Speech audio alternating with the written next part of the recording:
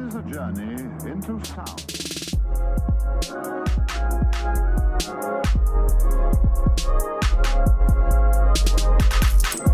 Saluton amicoi.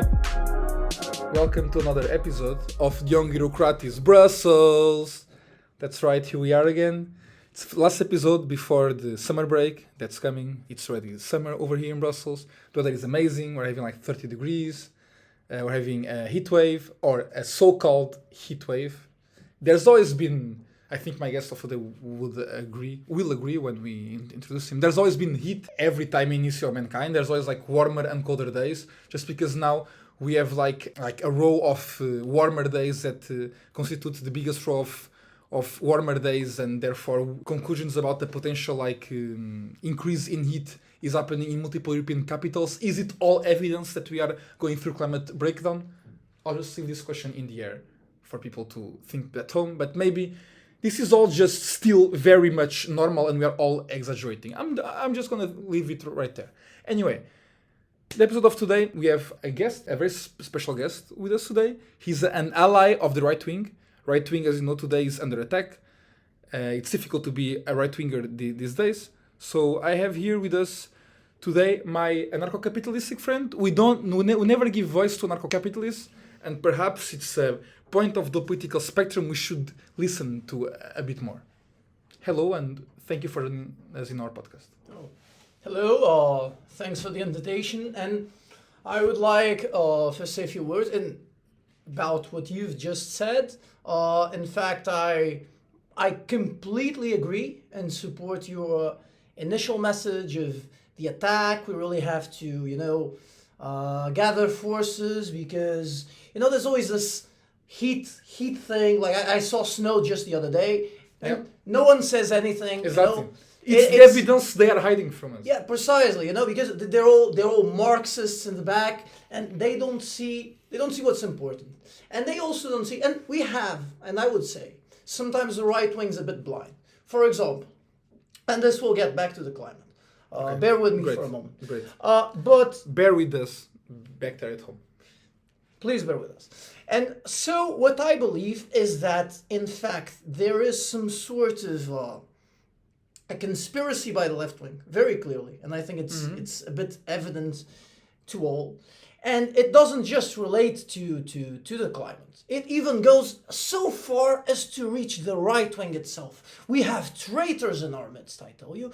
And why? Because when they speak of abortion, for example, because the left wing... Abortion, it's a topic we have mentioned already. Yeah, and here I have to disagree with some of my right-wing companions, but not in a homosexual way.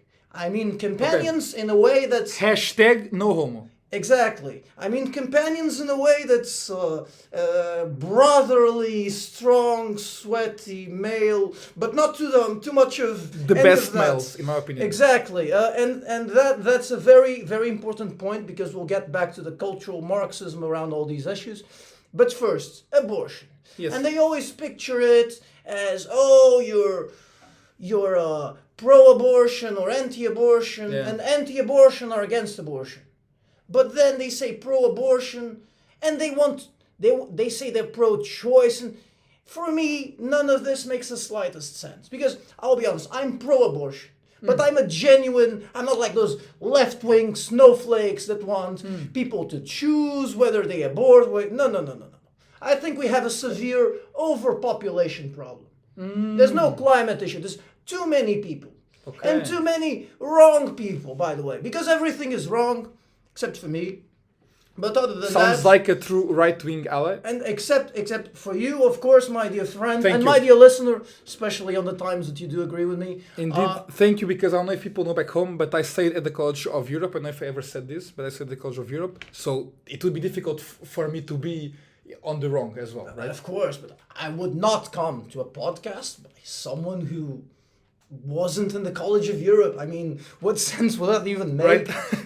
How do they even have computers? It's but let's get back. Let's get back. So why are you a true pro-abortion and not like those fake woke pro-abortion? Well, as I said, I do believe, I don't think abortion is a solution looking for a problem. For me, we have a problem: overpopulation, and abortion is a solution. So when I say I'm pro-abortion, I'm really thinking that all babies by default should be aborted, unless Okay. you provide some proof that you deserve to exist somehow, for example, and you should have some sort of proof.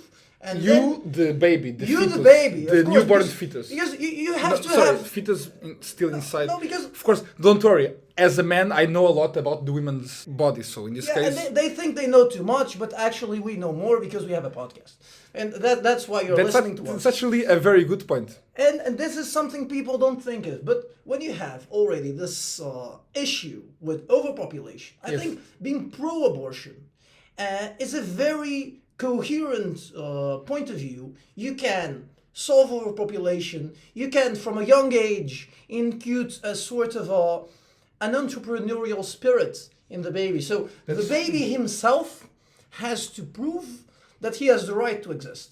And this solves a few issues. Okay, sure. The thing is, then why abortion? Why compulsive abortion, and not just more contraception? Well, contraception, as you know, is a very left-wing idea that goes against, for example, the Pope, even though the Pope nowadays is a very left-wing figure. But I mean the traditional popes, But you know. isn't traditional popes against both contraception and abortion? Yes, but there's a thing they didn't realize. And Okay. here we have to listen to the science. Exactly. Let's listen Because to the science. here we have Always a a good science idea. of overpopulation. And so we need to control these people. For example, I'll give you a very clear example. Please. For example, as we know, the EU is the strongest, mightiest institution we could create, and now we have very patriotic groups in there, you know, really defending Europeans. Exactly. but- As we've all been saying in this podcast for a while, don't forget this is your next step to become the next MEP and or European Commissioner. But this is an important point because we have to remember we are Europeans. We are Europeans, and we have a set of values. We have a series of institutions whose power we respect. And, for example, there are some people inside the EU, even. I won't even get started on outside because we have inner enemies. Yes. Not only on the left, but even these separatist states that want, for example, such as Catalonia, to say now unilaterally, without their the bigger state agreeing with something. And now you might say, oh, but you're an anarcho-capitalist. How can you be on the side of the bigger states? But I'm not on the side of any states. I think what we should have is a network of commerce, you know? And for this commerce to prosper, we have to get rid of all these states and all these nationalisms and so on. And we should think about what got us here and what makes us powerful, which is money. And for that position, and for that to be possible, we have to get rid of all these languages. For example, we're speaking in English. Who in the EU is English? Not even the English, because they're not in the EU. So That's a very good point. my point is, we do still speak in English. Why? It's objectively a superior language. We don't need other languages. In fact, I would even say English is not even a language. It's a superior way of communication. Conceived. I agree. A language where the words "shan" and "bin" are written almost the same way but pronounced differently is the superior language. That I can agree. I agree that a language where tooth becomes teeth but booth doesn't become beef in plural, also an evidence of a superior form of communication, as you can say. So I think these are all very clear evidences that. It enables a higher form of thought, even competition, because competition is what creates character. And you see this, for example, in Denmark and in England. You have things that these lower languages cannot have, such as spelling bees, where you might ask people to pronounce sentences such as through thorough thought, though, and then complete them further on, even though all these words have That's true. completely different sounds. It makes the reader, it makes the listener think better. It makes them, if they are unable to think better, it puts them in the rightful place below where they should be. I can agree with that. I can agree with that. I think a language that organizes spelling bee competitions is definitely the biggest indication of being a superior form of communication. I think when the aliens come to visit us, they will put us against the wall and ask, which one of you participates in spelling bees? Yeah, because they will see... will be disadvantaged against the Anglophones. Precisely, because they will know the Anglophones on the Anglosphere, and we are Anglophones too. That's what we are. Exactly. We are Anglophones and we are white. Yeah, so we're the right color. We're speaking the right language. So there's no reason. And since we are both in Brussels, right? We are the last migrants as well. After us, it's already too many. Yeah, no, I've already closed the door. I mean, the other day I actually went to these islands, you know, like they don't have internet, they don't have gas. They're poor things. They're really poor things. And I took the liberty of asking the pilot of the aircraft where I flew. Of course, in executive class. I'm not going to fly anywhere. Well, as if. But anyway, I asked for the liberty of closing the door. And with this, I meant a metaphor. Because I want people to understand this. We have to close the door. We have to close the door, and the door starts in the womb. And this goes back to our further point. Okay. It's not only the door of the airplane, the door of borders, it's the door of the womb. Because as we know, life starts at conception. And we cannot just let these people, because they were born, and they think, oh, I have a uterus, and now I can do whatever I want. No. We have to think of society here, and what's right and wrong, and how do we foster competition in society. And so there should be some sort of control, a non-state control. I will even say there should be a non-state entity. So, for example, I was talking with my friend Elon the other day. Sorry?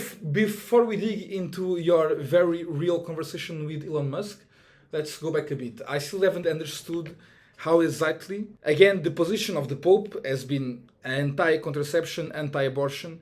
Your position is pro-abortion compulsively. So I don't understand exactly where you want to get here. And most of all, I don't understand how you can ask for a test for a newborn baby to prove that that newborn baby should actually be willing to. Is it like about what? The way that they cry, the skin tone that they have? That's a test that already exists nowadays, so that wouldn't be anything new. Can you elaborate a bit? No, of course. And thank you for asking, because this is important. This is where the real science is at. I know left-wing people are scared of science. So for you left-wingers listening, sorry for the scientific knowledge now, but this podcast is inclusive for all of us. I hope that you can learn a bit from it as well. Yeah, I also hope you can educate yourselves a bit more. Anyhow, as I was saying, the Pope has always been against both things, and now I don't disagree with His Holiness's advice. What I merely indicate, and this is according to the latest science, we have a problem of overpopulation. There are too many people with different incomes that don't make any sense. We don't need all these poor people who are doing nothing, collecting subsidies from us who own things. If I own something, I'm going to pay for someone poor to be doing nothing. Why? I shouldn't have to do it. So if they wouldn't exist, if they would have to justify their existence, and this segues into exactly what you're asking. If from a young age they were asked, and there was already the parents who brought them into the world were already able to start justifying. Then there's the color tests, as you mentioned, and I'm glad you mentioned them, because these are important to maintain a certain level, you know, because in polite society we can't have people doing everything, you know, willy-nilly, just being whatever color they want. This makes no sense. There has to be a certain level, a certain standard. And besides this, I need to emphasize, this shouldn't be done, and this was what I was discussing with my friend Elon, this shouldn't be done from a state point of view. This should be done by people who actually produce, which means us. So people who actually own things and tell people what they're going to do, because we are businessmen. We understand how Europe works, how the world works. You and I, we can have a conversation. Exactly. No, and sometimes it's difficult to have a conversation with someone that has a lower paycheck, because you understand, like, okay, we're talking, right? But we're talking about what exactly, like, am I being intellectually stimulated in this conversation? So I think sometimes that can be a bit difficult. And there's a reason why Calvin said that if God likes you, he'll give you material wealth, And there's a reason that the most successful countries in the world are following that doctrine. Precisely. And the thing is, with this Protestant doctrine, I don't mean to turn to Protestantism. What I mean is, the Pope is clearly being too far led astray by the left wing. The Pope is far left. It's obvious he's for essentially everybody. a communist now. He's essentially a communist. He's quoting whatever he wants from his books, and he's writing things that don't make any sense. Especially the previous Pope was even worse. So don't get me started God, the on previous that. Pope, honestly, only the mustache was missing for him to be Vladimir Lenin. Like, to Or me, Stalin, or any of those figures. It's really, I'm frankly quite disappointed they can't see this. And I have close contacts in the Vatican, and they're working so we can perhaps restore, because when I'm saying being anti-state, for example, if we had some reduced papal states, I wouldn't be opposed. I know there are lots of Catholics listening into this podcast. I'm not opposing some papal states. In fact, what I'm saying is something else. As an anarcho-capitalist, what I want is the absence of the state as we have now. So I don't want there to be a government telling you what to do and whatnot. I want it to be really businessmen, like Trump and Musk. And so the Pope, if the Pope could understand this, if the Pope could understand what's productive, the problem is when the Church itself, our most holy institution, is attacked from the left in such a vile way, what is left for me to do? I'm defending Catholicism. I'm defending the values of Europe, because if I don't defend them, who will? Exactly. No, that's true. In times like today, that's true. Who is defending our Judaico-Christian values? Precisely. But let's explore a bit more your conception of state as an anarcho, or your conception of a non-state as an anarcho-capitalist. Right. So I understand, like, you probably want housing, education, health privatized. Well, yes, of course. Okay, because it's more efficient, right? You get rid of these inefficient parts of the economy where the state's causing an intervention. You have a dead weight lost, also to overtaxation. In fact, even taxation, I would abolish it tomorrow. Completely abolish taxation. Okay, I find it a sensible position for example, all of us that have moved from our countries because, as our governments say, our taxes are too high.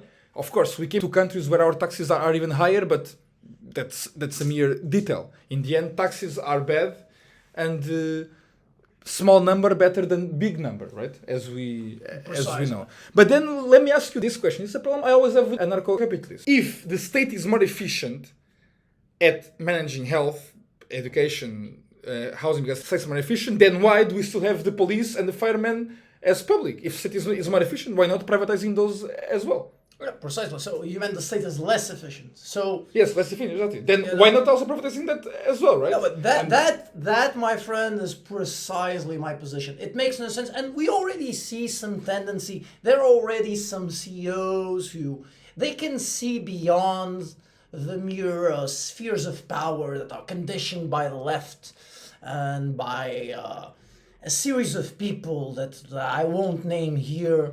But you can already see that there's a change in the way things go. So you see more private security. So true, that's true. Finally, we start seeing. Yeah, finally, thank God, we start seeing that security, as it should be, can have whatever measures are necessary to protect what they're supposed to protect. Exactly. Because if I'm a private citizen and I want security for myself and for my family, why shouldn't I be able to get it? Why should I depend on something that's a monopoly of the state? What's fair about that? If I earn such hard-earned money from all the factories I own. Exactly, and for the hard work you put in those factories every day from 9 a.m. until 9 p.m., working with your hands to produce the products that you are selling. Precisely. And so I'm a very, very, very hard worker. I got to the CEO position through my own merit, and I won't have anyone take it away just with all their cultural Marxism. So Absolutely. No, and I do remember, like, when I met you, how hard you were working so that your father would choose you as the CEO of your company. Yeah, and it wasn't easy, you know? Like, my brothers didn't disappear out of thin air, you know? Like, there's a lot of work, and people don't see, people think, oh, it's nepotism, it's this, it's that. That's bollocks. That's the word left uses when they are jealous. Yeah, precisely. So they don't have the merit to be in the position where I am now, and so that's why they produce this jabba jabba. But it's not something we should pay a lot of attention to. No, absolutely. So there is no admission of guilt here for those that are listening to this podcast. This is, actually, we are very lucky today to have such a successful businessman presenting us his ideas. Let's go then back a bit to what we're talking about. So we do see now there were some fires in California some years ago. We saw private firemen protecting the houses of like movie stars, as they should, NBA players. So the most protective. So you're telling me I'm in a society and I see productive people who pay a lot of money. They have to pay taxes, which I don't think they should, but it's another matter. Yeah. Like with their own money, taxes theft. No, think exactly. Think of what they could finance. They could even buy the poor people's neighborhoods. If you care about poor people so much, they could just buy those neighborhoods, and then their firefighters could protect those as well.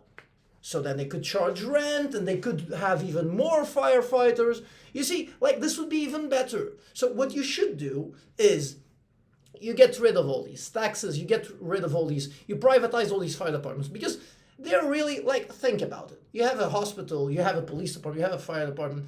Tell me one of them that turns a profit. And I'll tell you right away, they all turn negative. They all turn negative. Yep. In fact, if anything, that's and clear evidence. I'm not sure if you knew, but there's many articles that indicate that during times of heavy fires, forest fires, urban fires, you name it, GDP actually increases. So what I would say is not only should you privatize firefighters, you should have privatized fire layers. And these privatized fire layers, they set fires in some places, and everything's insured. Every wise person. I know some poor people don't care about insurances. Oh, I don't have any money. No, that's bullshit. We know they have all these subsidies. That's always the excuse poor people have, right? They have all these subsidies, so I know they have the money. And the thing, as a matter of fact, they could perfectly well have fire layers, firefighters that, because they are firefighters, are much more efficient, and GDP would skyrocket. If you put me in charge of a nation, I would make it the greatest nation by far. It would be greater than any nation you've seen before. And why don't they put me in power? Well, the cultural Marxists. Yes, no, that's true. The cultural Marxists are ruining it. But have you ever run for election? Well, as a matter of fact, I don't really believe in elections. You know, like when you look, for example, at a great company, do they have elections? No. Are they efficient? Yes. So this is my point. Why have elections? Why have all this state apparel? You know, when I see elections, I think, this is all state apparel. It's all public things. Why are you letting all these poor people tell you what to do with the money that you have? It makes no sense. So I don't want to be anti-democratic here. I'm not. I'm a very, very democratic man. But I believe, I know, and I have shown through my merit what is best. And so there's no point in asking people what's best if I already know it. What's the point? I've already shown to be successful. Now, if you told me, oh, but I'm a young entrepreneur and this, like, okay, then I'm, okay, this guy's a young entrepreneur, it's something else. So I try to avoid the state's influence on him. I try... But don't you think that every single citizen thinks they know what's best as well, just like you? Yeah, but can they show it? Can they actually prove with merit? If they actually have the merit, if they actually have the money, they should put their money where their mouth is, and then they show it through their money. They can invest. Why don't they invest? Why don't they do what I did? That's what they should be doing. But so imagine they are like, I don't know, eating a sandwich. Should they put their money in the sandwich? Money is not edible. Well, of course, money is not edible, but I mean, they can't even afford to, hedge their bets, if they can't even afford to, I don't know, if they reach the level where they can't even afford to, okay, I'm going to put some here, some into. I mean, diversify your portfolio. This is the problem with poor people. They don't diversify their portfolios. I've actually noticed and that. This is, I want a sandwich. You already sound like a Marxist now. No, but you see, this is my point. I'm sorry, I'm not. You don't come to this podcast to offend me. Please don't call me a Marxist. No, I'm sorry. I'm terribly sorry, but I just see the left wing just going, and then they call this social democracy. But you know what it is? It's socialism, and it's vile, and it will lead us back to Stalin. So this is why when you eat a sandwich, you should not eat a sandwich just like that. You should think, why am I not diversifying my portfolio? I think that's the question. This is what you should be asking. That's the question. All of you that are listening to this podcast right now, eating merenda, as we call it in Portuguese, eating your afternoon snack like a sandwich, you should all be thinking about that. Why are you eating a sandwich and not diversifying your portfolio? I think this is a great takeaway from today's podcast. But let's go back a little bit. You said put your money where your mouth is. So you want these poor people to put their money in diversifying their portfolio, to invest in SP 500 companies and all that. So do you mean that every time someone buys, let's say, 1,000 shares from Amazon, they should go to Jeff Bezos' house and put their mouth in Jeff Bezos' penis? Well, I wouldn't go that far. Unless Jeff Bezos is a private citizen. He can put his mouth and his penis wherever he wishes. As long as he has, obviously, a contract, which, by the way, should also be enforced privately. And as long as that is true, yes, they should do it, they should suggest it.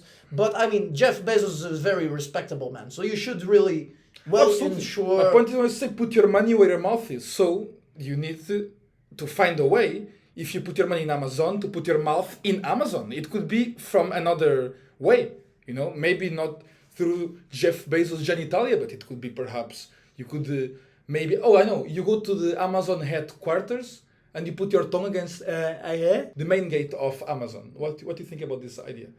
No, there's various possibilities. Well, I don't want to close any doors to young entrepreneurs who are considering their various options. There's a lot to be learned. There's a lot to be learned through contact. I get your point of view, which is you want there to be some sort of contact with these figures that are really inspiring. I am quoting you. Put your money where your mouth is. As your advice to young people back home, I think they should really understand what you mean by put your money where your mouth. You're also saying put your mouth where your money is, and that's a related point, and I'm not against it. Especially it's not the bilateral. That's what. No. Especially for lots of young people out there that are thinking, oh, but shouldn't I be afraid? I don't know of selling my body. No, you're an entrepreneur. You do whatever you want. You have no restrictions, like the Catholic Church, and this is why the Catholic Church is sometimes a bit behind the times and the science, Except, of course, contraception is something that should not be. I don't think it's something proper for society. So the Catholic Church is right, but the entrepreneurial spirit is something that Protestants got, and we Catholics, we are getting there. We are getting there slowly. The entrepreneurial spirit. So if there's some young person that wants to go and put their mouth where their money is, for example, as you have said, paraphrasing me, and very correctly so, then they should do it. They should do it. And the Catholic Church, that's no one's business. So they should go for it. They're entrepreneurs, and I respect them for it. And then they should go, and they shouldn't say, oh, but I'm putting my mouth where my money is, but I don't have enough money. That's Marxist bullshit. Yes. You have to do that, but you also have to diversify your portfolio. And while you're not diversifying your portfolio, don't even come talking to me, because this is my advice. And you take it or you leave it. And that's that. That's a true businessman speaking. I think there is not much more to be said. This was today's episode. Don't forget, once again, after the inspiration of today, not only you're closer to become the next MEP or European Commissioner, but also, if in the very unlikely event that you might not become an MEP, you can just become an entrepreneur. All it takes, as we just said, is diversifying your portfolio. Precisely. Thank you very much for coming. And have a nice day. This is a journey into sound.